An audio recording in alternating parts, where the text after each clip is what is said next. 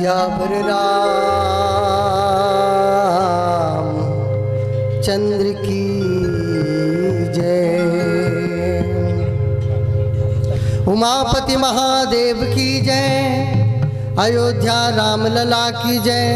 वृंदावन कृष्ण चंद्र की जय। पवन सुत हनुमान की जय। ग्राम बिजनापुरी के समस्त देवी देवता, मेरे पिता तुल्य बैठे हुए मेरे बुजुर्गगण,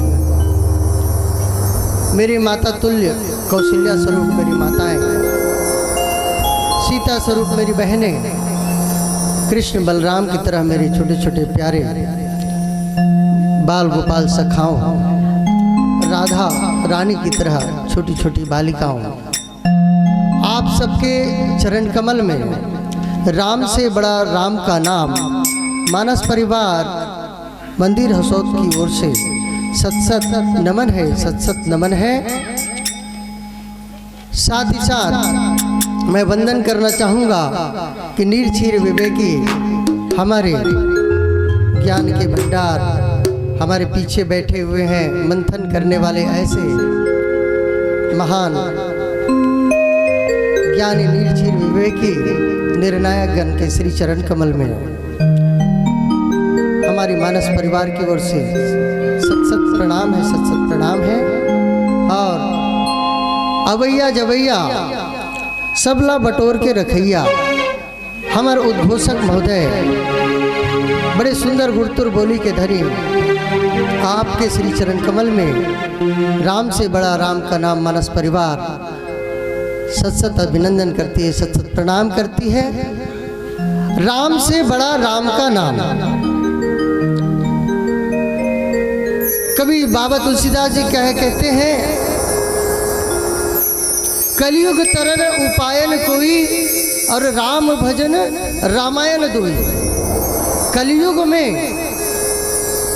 मनुष्य को अगर तरने का अगर कोई माध्यम है, कोई रास्ता है, कोई तरीका है तो केवल और केवल राम का भजन है और रामायण जैसे सत्संग है। और आप सभी बड़े पवित्र आत्मा हैं, सम्माननीय है, पूजनीय है कि ऐसे पावन कथा को आज आपने अपने गांव में कराकर ये सिद्ध कर दिया कि भगवान के प्रति आप सबका कितना अनुराग है, कितना प्रेम है। यही प्रेम, यही अनुराग हम सबको जीवन में तरन तारण का एक उपाय, एक सार्थक उपाय बनता है। तो राम से बड़ा राम का नाम मानस परिवार का गठन इसलिए हुआ कि हमें सत्संग का लाभ चाहिए, क्योंकि इस दुनिया में सत्संग से बढ़कर इस दुनिया में कोई चीज नहीं होती है। आज आप जैसे सत्संगी लोगों का, भगवान प्रेमी, भजन प्रेमी, सत्संग प्रेमी आप सभी का अगर दर्शन हुआ है तो प्रभु की कृपा है। प्रभु की कृपा के पर कहते हैं कि एक पत्ता भी हिलता नहीं है। हमारी क्या औकात कि हम अपने से कुछ कर सकें, वो तो जो भी है प्रभु की कृपा है। वो जैसे बुलवाएगा वैसे बोलूँगा, वो जैसे करवाएगा वैसे हम करते हैं। बाकी सब हम छोड़ देते हैं प्रभु के ऊपर। बस प्रभु की आस्था लेकर, भगवान की कृपा लेकर हम आपके इस दरबार में, इस राम दरबार में पहुँचे हुए हैं। बाकी प्रभु की कृपा होगी, जैसे वो बुलवाएगा वैसे हम बोलेंगे। आइए, आगे चलने से पहले एक प्यारा सा भजन भगवान गणपति का अभिनंदन वंदन करते हुए आप सबको राम कथा की ओर प्रस्थान ले चलेंगे। लखन सिया रामचंद्र की जय।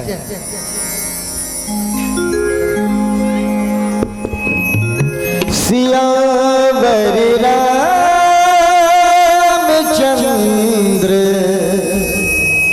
संगरे हरिओ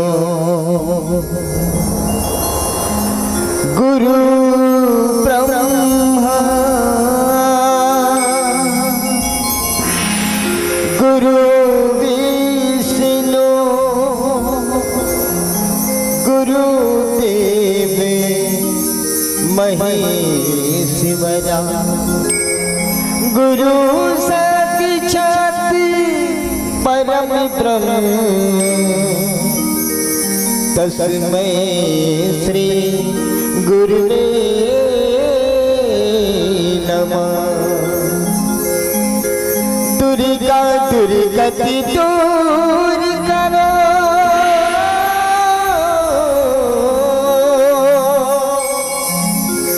मंगल करे सब काज बिगड़ी मोरी बना दो माँ धरु तिहारो ध्यान। तो आइए सर्वप्रथम बुद्धि के दाता गजानन स्वामी जी के भजन से राम कथा शुरुआत करते हैं। तो कहते हैं तेरे दर पे मैं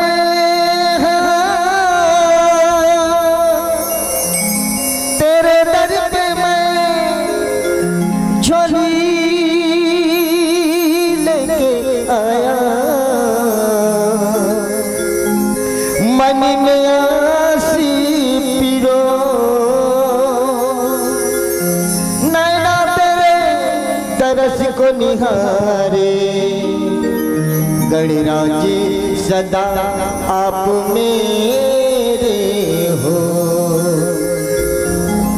मुसकी समारी में गौरी के लाला मुसकी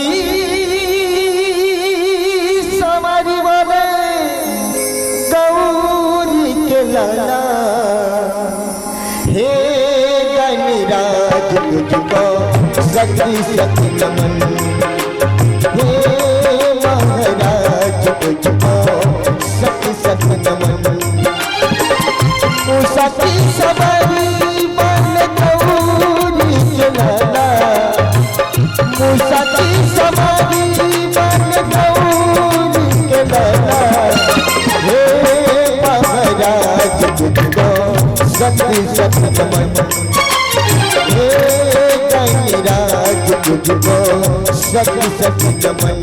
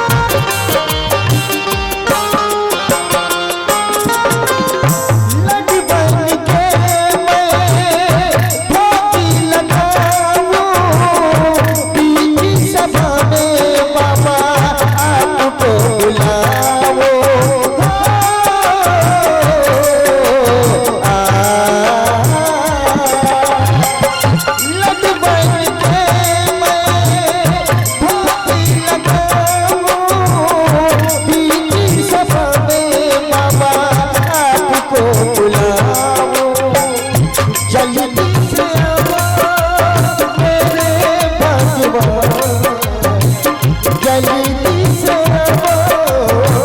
मेरे पाना हे महाराज तुझको शक्ति सकल मन हे महाराज तुझको शक्ति सकल मन मुसाफिर सवारी मन गौरी के लना मुसाफिर सवारी मन गौरी के लना हे महाराज तुझको शक्ति सकल मन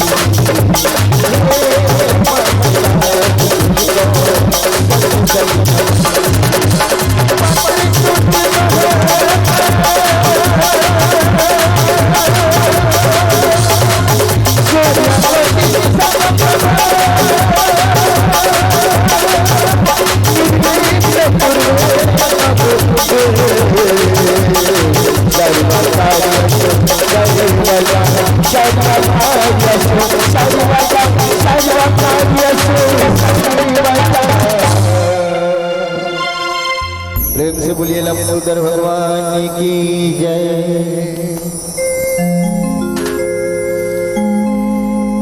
एक दंत कुंजर वदना शिव सुत उमा कुमार हम आरंभ हरि कथा तुम ही निर्वाहन नीलांबुज श्यामल कोमलांगम सीता समारोह पितवाम भागम पानव महासायक चार चापम नमामि रामं रघुवंश नाथम हेम अतुलित बलधाम हेम शैलावदेहम धनुजुमल किशारिणाम ज्ञान नाम अग्रगण्यम सकल गुण निधानम वानरानामधीशम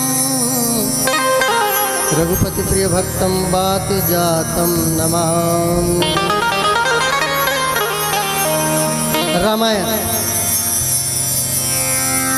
रामायण की गाथा को, प्रभु की गाथा को बड़े बड़े ऋषि मुनि शेष शारद नहीं गा सके।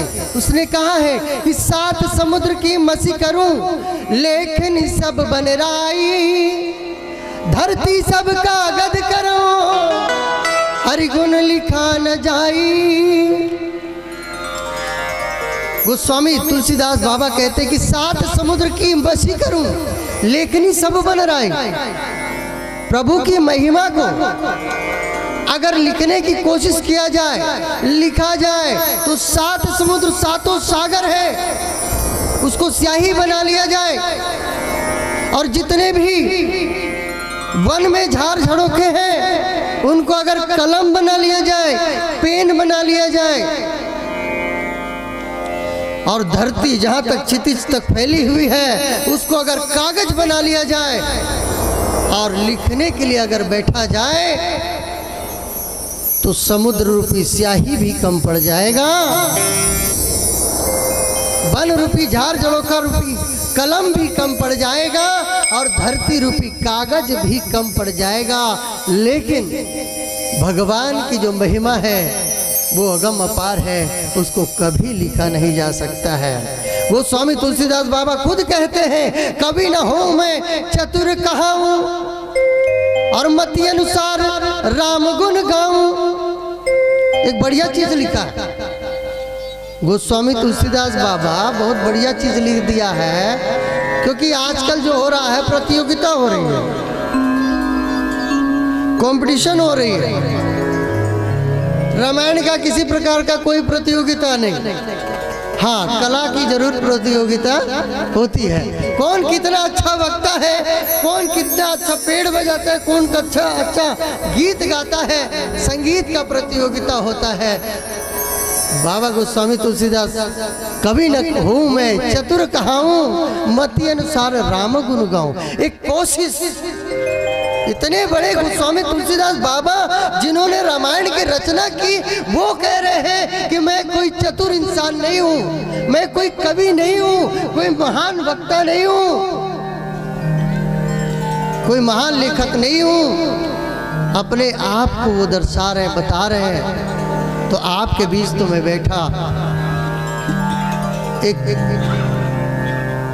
उनकी प्रेरणा से प्रेरित होकर के एक कोशिश करने के लिए यहाँ पर आए हुए हैं कि कहते हैं कि लहरों से डर के नौका पार नहीं होती और कोशिश करने वालों की कभी हार नहीं होती।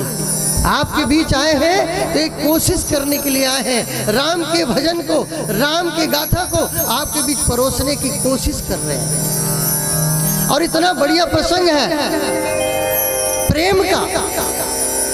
प्रेम का जो प्रसंग है, इसका तो पूछिए मत। प्रेम एक अथाह सागर है अपने आप में। प्रेम किसको अच्छा नहीं लगता? प्रेम से कोई बोलता है तो कितना मिठास लगता है, कितना अच्छा लगता है कि आदमी बोलता रहे बोलता रहे बोलता रहे, मैं सुनता जाऊं, ऐसा मन करता है। प्रेम की वाणी जो है, प्रेम की भाषा जो है, आदमी को अपने तरफ आकर्षित करता है। प्रेम की यहाँ पर बाबा गोस्वामी तुलसीदास जी ने भगवान राम और भरत जी महाराज के प्रेम की यहाँ पर गाथा यहाँ पर लिखे हुए हैं। तो रामायण एक दर्पण है, रामायण एक दर्पण है।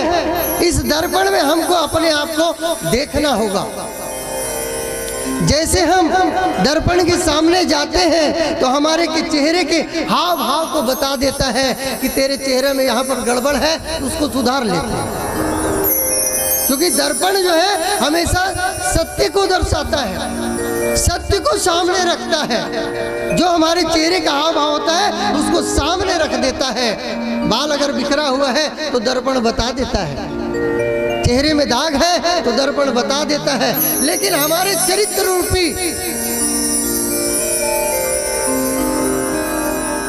चरित्र में जो दाग है, आचरण में जो दाग है, व्यवहार में जो दाग है, उसको अगर वो बताता है तो रामायण बताता है। रामायण हमको ये सब चीज सिखाता है कि एक इंसान से हमको कैसे बात करनी चाहिए, भाई से कैसे हमको संबंध रहनी चाहिए, पति पत्नी से कैसा संबंध होना चाहिए, माँ बाप का कैसा संबंध होना चाहिए, बेटे और पुत्र का, पिता और पुत्र का संबंध, माँ और बेटे का संबंध कैसे होना चाहिए, भाई और बहन का संबंध कैसे होना चाहिए, यह रामायण हमको दर्शाता है। एक पड़ोसी को कैसे होना चाहिए,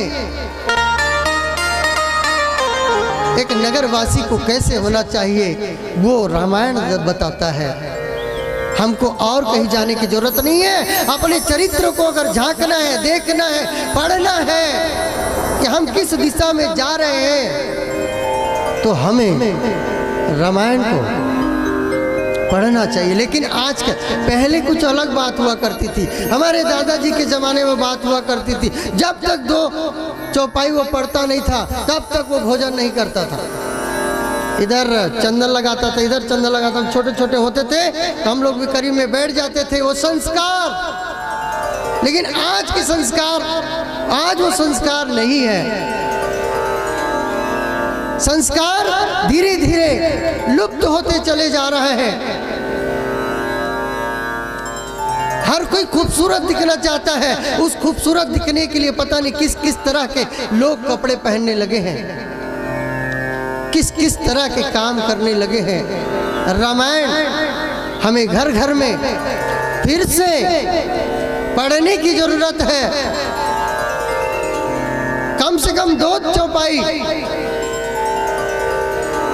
2 जितना बन सके।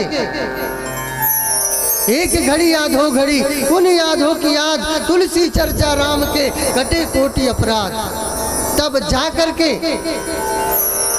हमारे आचरण, हमारे व्यवहार में शुद्धता आएगी। हम एक इंसान को इंसान समझ पाएंगे। 2 दिन 3 दिन इतना बढ़िया लगते रहता है, अयोध्या की तरह गांव इतना अच्छा लगते रहते हैं, एक दूसरे परस्पर सहयोग में सब बने रहते हैं। लेकिन जैसे ही इस सत्संग से हम बाहर होते हैं, वैसे ही हमारे आचरण फिर से वैसे हो जाया करता है।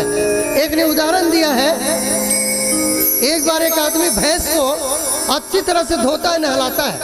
भैंस को तालाब में ले गया, अच्छी तरह धोता है, नहलाता है और उसके बाद उसको तेल मालिश करता है, तेल फूल लगा देता है, बढ़िया चमकते रहती भैंस। उसके बाद कुछ देर बाद भैंस को चैन कुछ उसको ढीला कर देता है, मतलब चैन उसके गले से निकाल देता है, भैंस को फिर खुला छोड़ देता है। भैंस जो है सीधा सीधा जाता है जहां पर कीचड़ होता है, कीचड़ होता है वहीं पे फिर से लंपट संपट वो सन के फिर से घर आ जाता है। ठीक इसी प्रकार से हम मनुष्य का जीवन हो रहा। सत्संग में रहते हैं तो बहुत अच्छा रहते हैं, लेकिन जैसे बाहर रहते फिर ईर्ष्या, जारी, चुगली, जलन, इन्हीं चीजों में हम अपने समय को ज्यादातर गवाते हैं। तो आइए कथा प्रसंग की ओर चलेंगे। तो आप सबसे निवेदन रहेगा कि जैसे आज का माहौल है, इसी माहौल को हमेशा हम एक दूसरे में बनाए रहें, एक दूसरे के प्रति हम प्रेम बांटते रहें। इसमें हमारा गांव, हमारा राज्य और हमारा देश बड़ा सुंदर होगा। आइए एक प्यारे से भजन, तत्पश्चात कथा प्रसंग से आपको जोड़ने का प्रयास करते हैं। लखन सिया रामचंद्र की जय। Hello hello hello hello. Siya बजना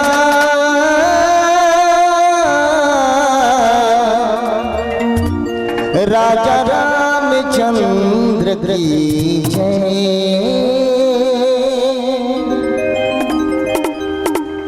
राम नाम रटते रहो,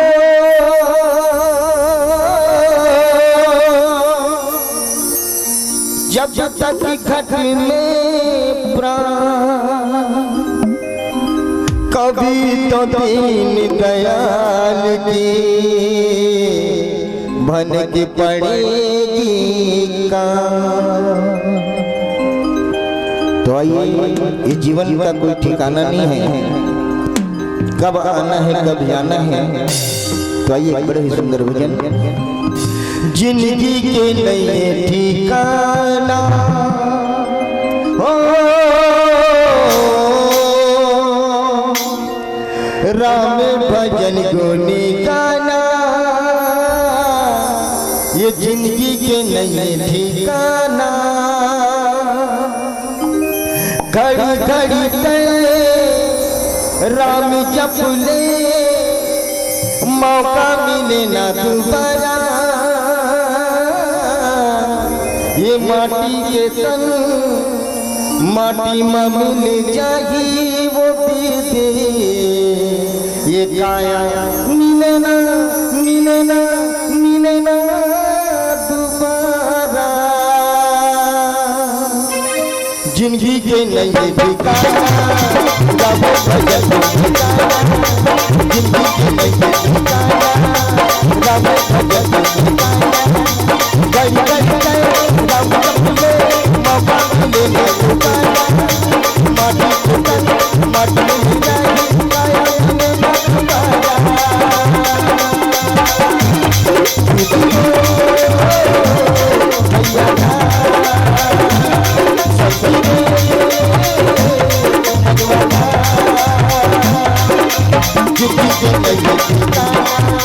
राम भजन गाया, जिंदगी के नए ठिकाना, राम भजन गाया। गई गई गई राम जपले, मौका मिले ना दोबारा। माटी के तन माटी मिल जाए, काया मिले ना दोबारा।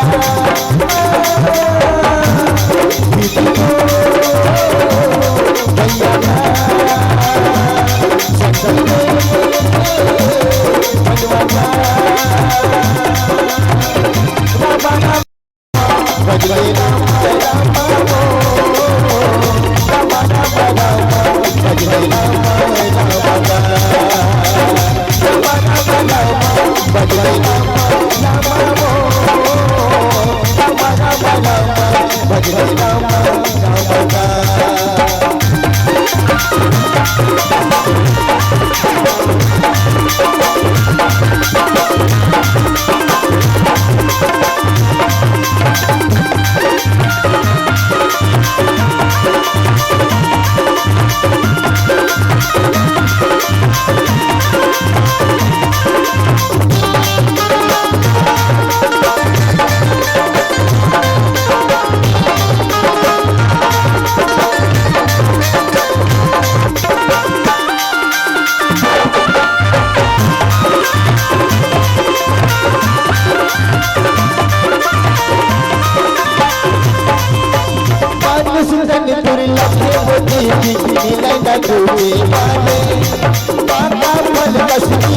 जाही बहुरी न लागे दुबारे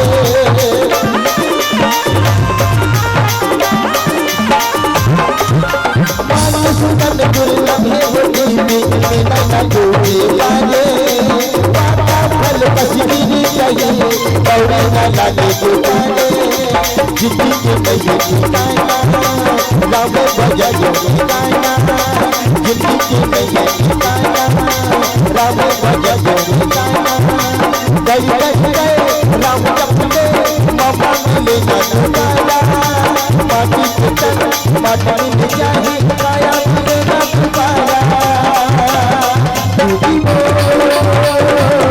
भैया संगले बजवाना रामा रामा रामा बजवे रामा रामा वो रामा रामा रामा बजवे रामा रामा रामा रामा रामा बजवे रामा रामा वो रामा रामा रामा बजवे रामा रामा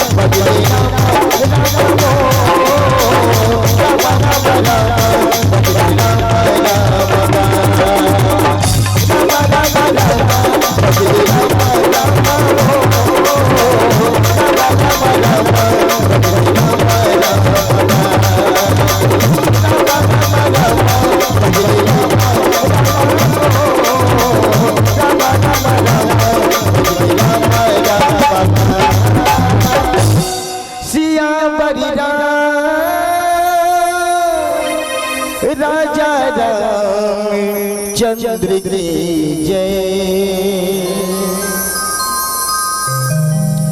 बाबा गोस्वामी तुलसीदास बहुत ही सुंदर ढंग से प्रेम के बारे में, एक भाई का भाई के साथ कैसा प्रेम, उस प्रेम को यहाँ पे दर्शाया हुआ है।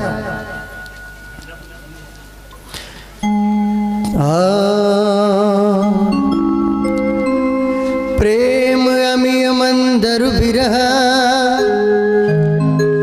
भरत पयोधि गंभीर मति प्रगटे सुर साधु हित कृपा सिंधु रघुबीर।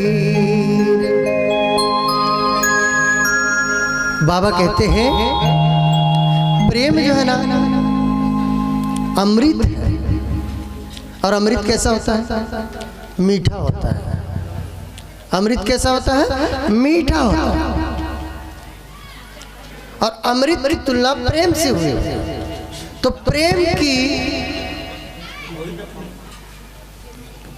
का कितना महत्व है इस दुनिया में। जो भी सृष्टि अगर बनती है, सृष्टि की अगर रचना हुई है, उसका मूल आधार है प्रेम। हम सबको अगर जोड़ के रखता है उसका मूल आधार है प्रेम। प्रेम ना हो, जिस इंसान को दूसरे इंसान से प्रेम ना हो तो वो इंसान कभी भी उससे जुड़ नहीं सकता। रामायण से हमको ये शिक्षा मिली है, एक भाई अगर वन को चला गया, एक भाई को वनवास हो गया, तो दूसरा भाई क्या किया? अपने पत्नी को छोड़ दिया, अपने पत्नी को छोड़ दिया और भाई के साथ 14 वर्ष के वनवास के लिए निकल गया। एक भाई ने क्या किया? राजपाट मिला था, भरत जी राजपाट मिला था। उस भाई ने अपने भाई के प्रेम के लिए क्या किया? भरत चले चित्रकूट हो रामा, राम को मनाने। आज स्थिति ऐसा नहीं है,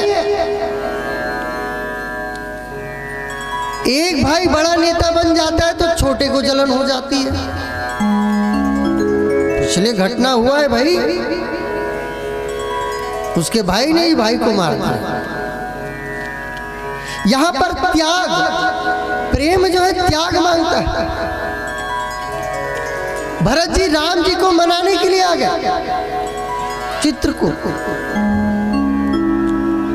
और आज के कलयुग में अगर ऐसा होता, राजा बनना है तो राजा बनने के लिए कुछ भी करने के लिए लोग तैयार हैं। लेकिन राम, लक्ष्मण और भरत शत्रुघ्न ऐसे वो भाई हैं जो एक दूसरे के लिए जान छिड़कते हैं, एक दूसरे के लिए प्रेम का बंधन जो है जोड़ रखा है। तो प्रेम अमिय मंदरु विरह, प्रेम जो है अमृत है, और ये अमृत हमेशा प्रेम को अमर करते रहता है।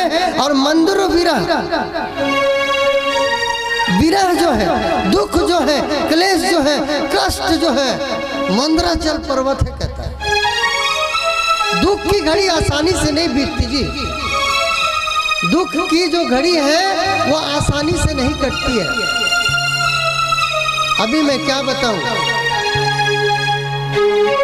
मेरे ही घर में एक बड़ा संकट आ गया, बड़ा ही दुख आ गया। बड़ा ही सुंदर, बहुत ही हैंडसम, बहुत ही शानदार पर्सनालिटी मेरा जो मंझला वाला जो बच्चा है, अभी रोड एक्सीडेंट में, अभी 28 नवंबर को रोड एक्सीडेंट में इस दुनिया से चला गया। मैंने ऐसे दुख अपने घर परिवार में नहीं देख पाया था। मेरा बच्चा इस दुनिया से गया, मुझे समझ में आया कि एक जवान बच्चा जब अगर माँ बाप के आंचल से छूटता है तो क्या होता है।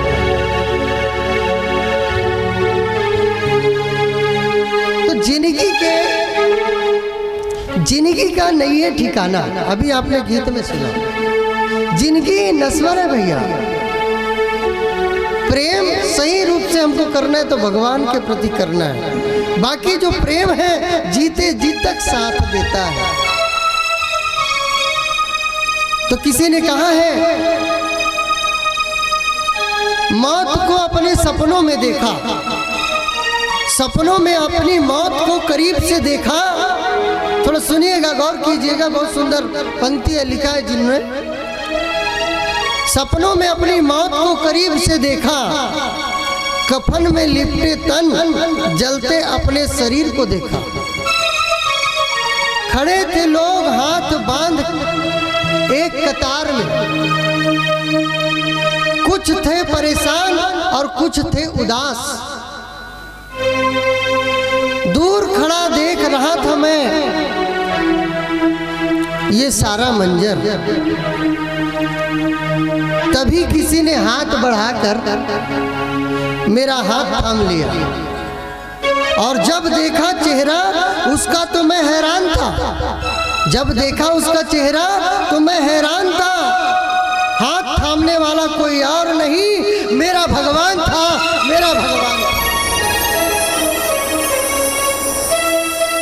कैसा था? चेहरे पर भाव, चेहरे पर मुस्कान और नंगे पांव था। चेहरे पर मुस्कान और नंगे पांव था। जब देखा मैंने उसकी तरफ जिज्ञासा भरी नजरों से, तो हंसकर बोला, तूने हर दिन 2 घड़ी जपा मेरा नाम था। तूने हर घड़ी 2 दिन जपा मेरा नाम था। आज प्यारे उसी का कर्ज चुकाने आया हूँ। 1 घड़ी या 2 घड़ी तूने जपा था मेरा नाम, उसी का कर्ज चुकाने आया हूँ। रो दिया मैं अपनी बेवकूफी पर। वो व्यक्ति जो सपने में गया है, अपने आप को मरा हुआ पाया है, वो व्यक्ति कह रहा है, रो दिया मैं अपनी बेवकूफियों पर। तब ये सोचकर जिसको 2 घड़ी जपा वो बचाने आए हैं, और जिन्हें हर घड़ी रमा रहा वो मुझे शमशान पहुंचाने आए हैं।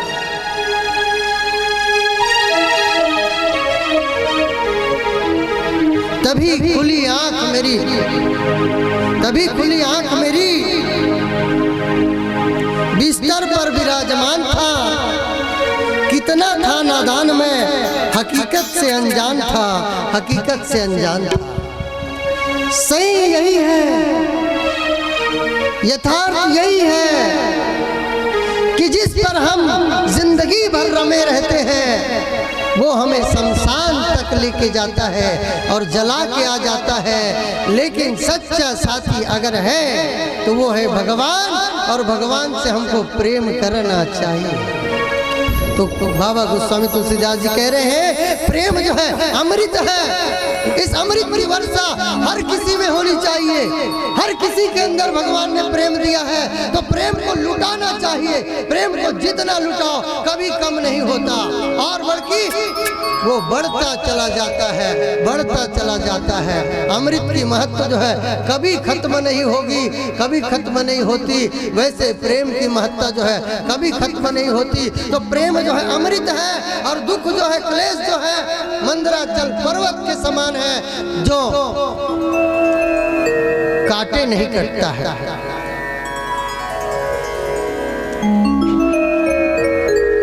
और भगवान जी कहते हैं कि भरत जी तो स्वयं सागर है, समुद्र है, इतने गहरे समुद्र है, उसको मंदराचल पर्वत के द्वारा मत करके भगवान ने देवताओं के हित के लिए, साधु मुनि संत जन के हित के लिए उन्होंने मंदराचल पर्वत यानी कष्टों के द्वारा उसको मत करके भरत जी रूपी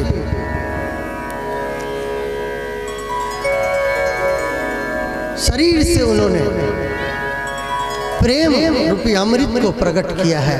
ऐसे मेरे भगवान, मेरे प्रभु राम सबको दया करने वाले, ऐसे मेरे भगवान सबके ऊपर कृपा करते हैं, सबके ऊपर प्रेम उन्होंने दिया है। इसलिए प्रेम का संदेश हमेशा हमें देते रहना चाहिए। प्रेम की बरसात हमेशा करते रहनी चाहिए। आइए, पीली बत्ती का संकेत है एक प्यारे से भजन की ओर। लखन सिया रामचंद्र की जय, लखन सिया